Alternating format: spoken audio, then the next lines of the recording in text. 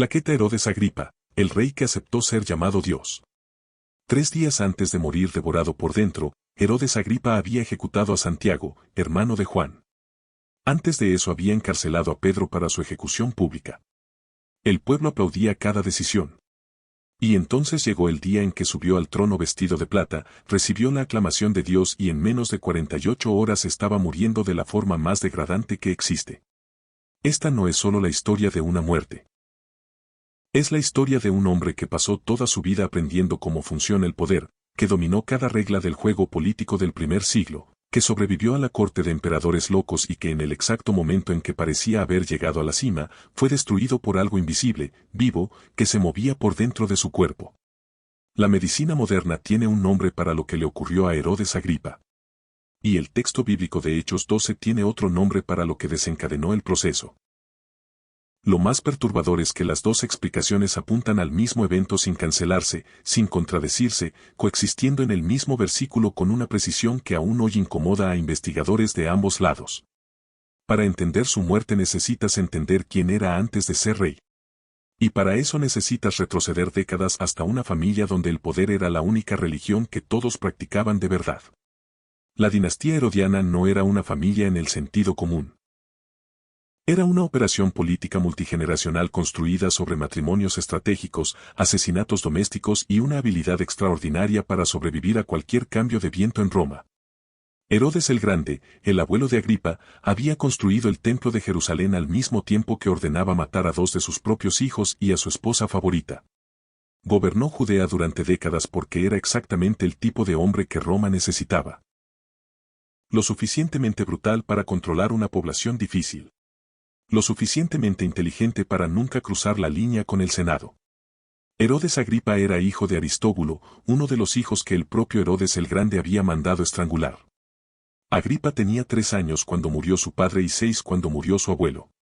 Su madre lo envió a Roma, no por accidente sino por estrategia. Roma era donde se hacían las conexiones, donde se construían las fortunas, donde un niño de la periferia del imperio podía convertirse en alguien. Agripa creció en la capital del mundo dentro de las casas de la élite romana, estudiando con los hijos de senadores, bebiendo con los hijos de emperadores. Se hizo amigo de Druso, hijo del emperador Tiberio. Se hizo amigo del joven Cayo, que después sería llamado Calígula. Esas amistades eran el tipo de inversión que tardaba décadas en producir retorno. El problema era el dinero. Agripa tenía el talento de gastar mucho más de lo que poseía. Acumuló deudas enormes, contrajo préstamos de personas equivocadas y vivió con la extravagancia de un príncipe sin tener los ingresos de uno. Cuando las deudas se volvieron insostenibles regresó a Judea humillado. Herodes Antipas, su tío, le dio un cargo menor en Tiberíades, pero los dos se pelearon. Regresó a Roma, contrajo nuevas deudas y logró acercarse nuevamente al joven Cayo, ahora heredero de Tiberio. En una cena, Agripa habría dicho abiertamente que esperaba que Cayo asumiera el poder pronto. La frase llegó a oídos de Tiberio. Agripa fue encarcelado. Tiberio murió meses después. Calígula asumió el trono y lo primero que hizo fue liberar al amigo que estaba en prisión por haber apostado al nombre correcto. No solo lo liberó. Le ofreció una cadena de oro del mismo peso que la cadena que había sujetado sus muñecas. Y más. Le dio el título de rey sobre los territorios del noreste de Palestina. El hombre que había llegado a Roma sin dinero, que había contraído deudas impagables, que había sido encarcelado por una frase imprudente en una cena, ahora era rey. Pero Agripa nunca fue un hombre que se contentara con lo que tenía. Usó su influencia sobre Calígula para maniobrar contra el tío Antipas, convenciendo al emperador de que conspiraba contra Roma. Antipas fue exiliado. El territorio de Galilea y Perea pasó a Agripa. Entonces Calígula fue asesinado en enero del año 41. Y Agripa estaba en Roma en ese exacto momento. El Senado quería restaurar la República. La Guardia Pretoriana quería un emperador. Habían encontrado a Claudio escondido detrás de una cortina en el palacio, aterrorizado. Agripa entró en medio de las negociaciones como mediador. Circuló entre el Senado y Claudio transmitiendo mensajes, suavizando posiciones, construyendo el acuerdo que resultó en la aclamación de Claudio como emperador. Fue el mayor golpe de su carrera. Claudio expresó su gratitud de la única forma que un emperador romano podía, con territorio. En el 41, Agripa recibió también Judea y Samaria. Por primera vez desde la muerte del abuelo, 4 décadas antes, todo el antiguo reino de Herodes el Grande estaba en manos de un único descendiente.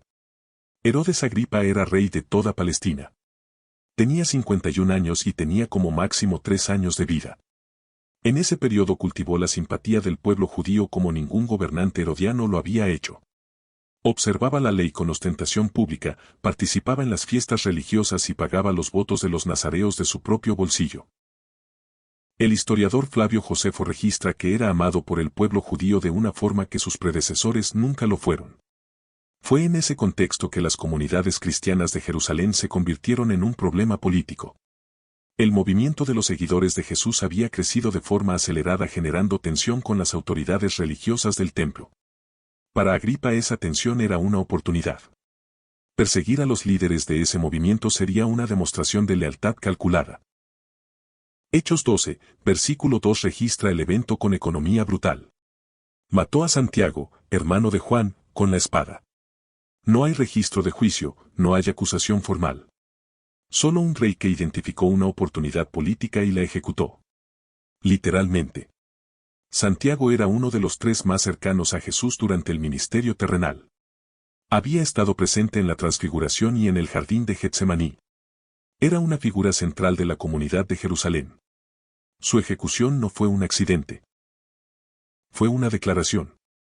Cuando Agripa comprobó que el asesinato había agradado a los líderes religiosos, el siguiente paso fue natural. Arrestó a Pedro. La intención era pública. Tenía pensado ejecutarlo tras la Pascua. Colocó 16 soldados para custodiar al apóstol, 4 grupos de 4 turnándose en relevos. Una seguridad excesiva para cualquier preso común. Lo que ocurrió después está registrado con un nivel de detalle que sugiere testimonio ocular. Pedro fue liberado por intervención sobrenatural. Las cadenas cayeron de sus muñecas, las puertas se abrieron solas, los guardias permanecieron inmóviles. Herodes Agripa se despertó aquella mañana sin el prisionero más importante que jamás había capturado. La reacción de Agripa fue reveladora. Interrogó a los guardias, no encontró explicación y los mandó ejecutar. Pero había algo más que castigo. Había la humillación de un rey que había planeado un espectáculo político y perdido al protagonista antes de que comenzara. Después de eso el texto registra que Agripa bajó de Judea a Cesarea Marítima. Y es en Cesarea donde todo termina. Cesarea era uno de los mayores logros del abuelo de Agripa. Herodes el Grande había transformado una playa de la costa mediterránea en un puerto artificial de escala impresionante. Había diques de piedra lanzados al mar, un acueducto que traía agua desde 16 kilómetros, un enorme templo dedicado a Augusto, un teatro, un anfiteatro y sistemas de drenaje subterráneo. Era la capital administrativa de facto, donde el poder real de la región se concentraba. Allí Agripa se encontraba cuando los representantes de Tiro y Sidón vinieron a negociar. Tiro y Sidón eran ciudades portuarias prósperas pero sin tierras agrícolas suficientes. Dependían de las llanuras de Palestina para alimentarse. Agripa tenía literalmente el poder de matar de hambre ciudades enteras. Las negociaciones pasaron por Blasto, el camarero del rey, un intermediario con acceso privilegiado. El resultado fue que Herodes acordó recibirlos en audiencia formal. Flavio Josefo describe el mismo evento de hechos con detalles adicionales que permiten reconstruir la escena con precisión. Se celebraban juegos en honor del emperador Claudio. En el segundo día, antes del amanecer, Agripa entró en el teatro usando una ropa tejida íntegramente con hilos de plata. Cuando el sol de la mañana golpeó la vestimenta el reflejo fue espectacular. La ropa brillaba de una forma que para el público parecía sobrenatural. Era en todos los sentidos un espectáculo calculado. La aclamación llegó de inmediato. Grupos de aduladores posicionados estratégicamente comenzaron a gritar que era un dios, que era más que un hombre. Y la aclamación se extendió. La multitud reunida amplificó el grito. Hechos 12, versículo 22, voz de Dios y no de hombre. Y Herodes Agripa no corrigió. Ese es el punto de inflexión que el texto bíblico identifica como el momento decisivo. No la persecución de Santiago, no el encarcelamiento de Pedro, no ninguno de los crímenes anteriores. Hechos 12, versículo 23 es explícito, al instante el ángel del Señor lo hirió porque no dio la gloria a Dios. No había levantado la mano para silenciar a la multitud. No había dicho una palabra que devolviera la aclamación a un plano humano. Había permanecido sentado en el trono, vestido de luz reflejada, y dejado que el mundo lo llamara Dios. Y entonces comenzó lo que Hechos describe con dos palabras perturbadoras: comido de gusanos. La medicina del siglo XXI tiene dos candidatos principales para lo que mató a Herodes Agripa. El primero es la ascariasis grave, una infestación masiva por Ascaris lumbricoides, el mayor gusano intestinal parásito que infecta a seres humanos. Los ascaris pueden crecer hasta 30 centímetros. En infestaciones masivas penetran en cada orificio del cuerpo en busca de oxígeno. Causan obstrucción intestinal completa, peritonitis y ruptura de órganos. El dolor es descrito como absolutamente insoportable y progresivo sin alivio posible. El segundo candidato es el tifus epidémico causado por Rickettsia prowazekii, transmitido por piojos del cuerpo, que puede causar necrosis tisular con subsiguiente infestación por larvas de insectos en las heridas abiertas. Ambas condiciones eran comunes en el primer siglo. Ambas producirían exactamente el cuadro que Hechos describe. Y ambas, sin tratamiento moderno, son mortales. Lo médicamente relevante es la rapidez descrita. Hechos sitúa el inicio de los síntomas inmediatamente después del discurso. Josefo confirma que Agripa fue retirado del teatro con intensos dolores abdominales, que reconoció el evento como señal de su muerte inminente y que vivió 5 días más en agonía creciente. 5 días desde la aclamación pública como Dios hasta la muerte devorado por dentro. Josefo registra que cuando Agripa fue retirado del teatro, miró a las personas cercanas y dijo que el Dios al que aclamaban estaba a punto de morir. Que la providencia había probado falsa la adulación de ellos. Era un hombre inteligente hasta el final. Lo que hace perturbadoramente significativa su muerte no es solo la biología. Es el versículo siguiente, Hechos 12, versículo 24, una de las transiciones más brutales de toda la narrativa del Nuevo Testamento. Pero la palabra de Dios crecía y se multiplicaba. Mientras el rey moría devorado, el movimiento que había intentado suprimir seguía creciendo. El resultado registrado no es catástrofe. Es expansión. Lucas, el autor de Hechos, era médico. Cuando elige los términos de Hechos 12, versículo 23, no está inventando una metáfora dramática. Está describiendo un proceso que reconocía. Y aún así coloca antes de la descripción biológica la causa atribuida. Un ángel hirió al rey porque no había dado gloria a Dios. Las dos cosas juntas en el mismo versículo, sin tensión, sin necesidad de elegir entre ellas.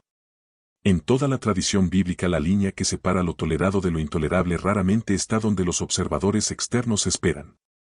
No es necesariamente el acto más violento ni el crimen más obvio. Es frecuentemente el momento en que el ser humano cruza de la usurpación del poder a la usurpación de la identidad. El momento en que deja de actuar como si fuera Dios y comienza a aceptar ser llamado Dios. El silencio de Agripa en ese momento no fue pasividad. Fue una posición. Herodes Agripa no era un pagano ingenuo que nunca había oído la alternativa. Era un gobernante informado que había tomado decisiones explícitas contra aquella alternativa. Había matado a uno de sus líderes, había encarcelado a otro. Y en aquel teatro en Cesarea, cuando la multitud gritó que era un dios, había elegido el silencio. El contraste con Nabucodonosor es instructivo. El rey babilónico erigió una estatua de oro y exigió que todos se postraran ante ella. Perdió la razón, vivió como animal durante 7 años. Hasta que reconoció que el Altísimo gobernaba sobre el reino de los hombres. Y entonces fue restaurado.